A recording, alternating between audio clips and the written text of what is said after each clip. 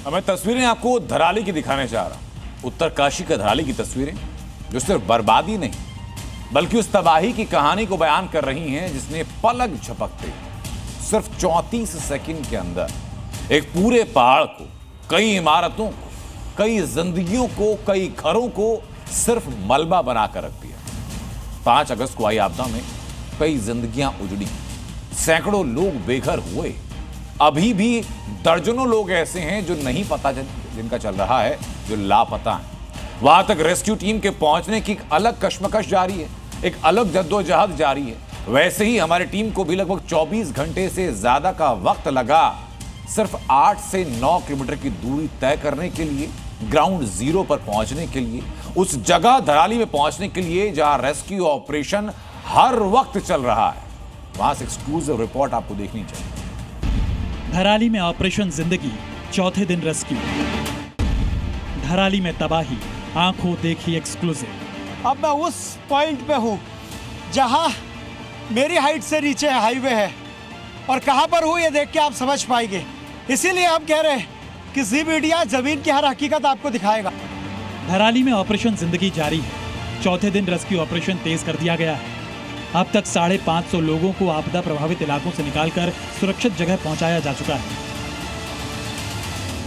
Drone से ली गई तस्वीरें देखिए, जहां तक नजर जाएगी मलबा ही मलबा फैला है। ये मलबा ही अब सबसे बड़ी मुश्किल है। इसे पूरी तरह हटाना एक बड़ी चुनौती है। जानकारी के मुताबिक मलबा करीब 80 एकड़ इलाके में फैला है। कहीं कहीं 20 से 50 फीट तक जमा है। लेकिन जी न्यूज की टीम उस जगह पर पहुंची जहां 5 अगस्त को पहाड़ से आई आफत ने तबाही मचा दी थी।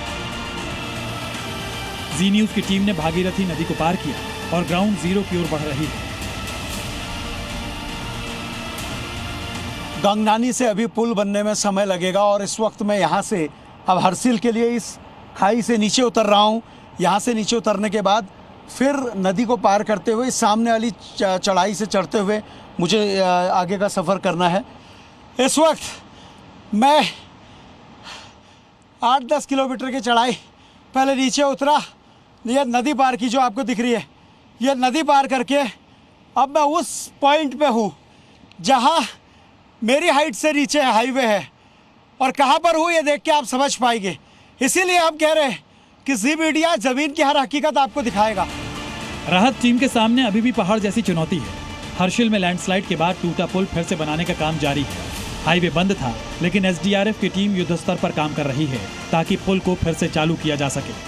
भटवाड़ी के धराली के बीच कई जगह टूटे रास्तों की मरम्मत कर दी गई है, लेकिन धराली पहुंचने का रास्ता बेहद ही खतरनाक है। जिस जगह मैं मौजूद हूं, यहां से धराली का जो रास्ता है उसको बनाने का काम किया जा रहा है और जो राहत बचाव का काम है उसकी तस्वीरें मैं दिखाता हूं आपको। तो आपको आसमान में हेलीकॉप्टर्स दिखाई देंगे। ये वो हेलीकॉप्टर्स हैं जिनसे मदद ली गई है और मदद इस बात को लेकर कि नीचे उस इलाके में जहां पे ये पूरा का पूरा हादसा हुआ है वहां पर क्या स्थिति है उसको मॉनिटर करने के लिए आपको आसमान में यहाँ पे अलग अलग तरीके के हेलीकॉप्टर्स यहाँ पे दिखाई देंगे। और ये मूवमेंट ये बताती है कि कितनी तेजी से यहाँ पर रेस्क्यू ऑपरेशन किया जा रहा है। चिनूक और MI-17 हेलीकॉप्टर लगातार फंसे लोगों को निकाल रहे हैं।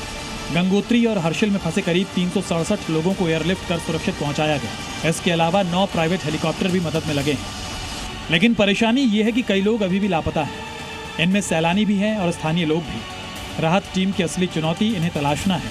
आखिर कितने लोग इस आपदा में अपनी जान गंवा चुके हैं, ये बड़ा सवाल अब भी बाकी है। ब्यूरो रिपोर्ट, जी मीडिया। आज चौथा दिन है धराली गांव में आपदा बीत जाने के बाद, लेकिन जो लोग नहीं मिल रहे उनके बारे में बहुत संभावना ये है कि वो मलबे में दबे हों। उनके बारे में संभावना ये भी है कि शायद 4 दिनों के बाद संभावनाएं उनकी जीवित रहने की कम हो जाए। अभी भी रेस्क्यू टीम लगी हुई, स्निफर डॉग्स का इस्तेमाल किया जा रहा है। रेस्क्यू ऑपरेशन अभी लंबा चलने वाला और क्या क्या वहां हो रहा है बताता हूं आपको। रेस्क्यू ऑपरेशन टीम जब वहां पहुंची तो मलबे से लगभग 550 लोगों को बताया। हादसे के बाद से 49 लोग ऐसे हैं जिनके बारे में अभी तक कोई सूचना नहीं मिली। लेकिन रेस्क्यू ऑपरेशन को और स्पीड अप किया जा सके, जहां पर मलबा ज्यादा है, जो इलाके दुर्गम हो चुके हैं, वहां पर MI-17 और शिनूक को रेस्क्यू में शामिल किया गया है। और पहला चैलेंज ये है कि वहां पर बिजली और संचार यानी टेलीकॉम और इलेक्ट्रिसिटी उसको बहाल किया जाए, सड़कों की मरम्मत होनी शुरू हो जाए ताकि लोगों की आवाजाही शुरू हो, रेस्क्यू ऑपरेशन में जो चीजें वहां पर चाहिए वो सुगमता के साथ पहुंच पाए। लेकिन सबसे बेहतर बात ही कि सूबे के मुख्यमंत्री पुष्कर सिंह धामी प्रभावित इलाके में पहुंचे, पीड़ितों से मुलाकात, उनका दुख सुना, उनका दुख बांटा और ये सुनिश्चित किया कि हर संभव सहायता राज्य सरकार के द्वारा की जाए।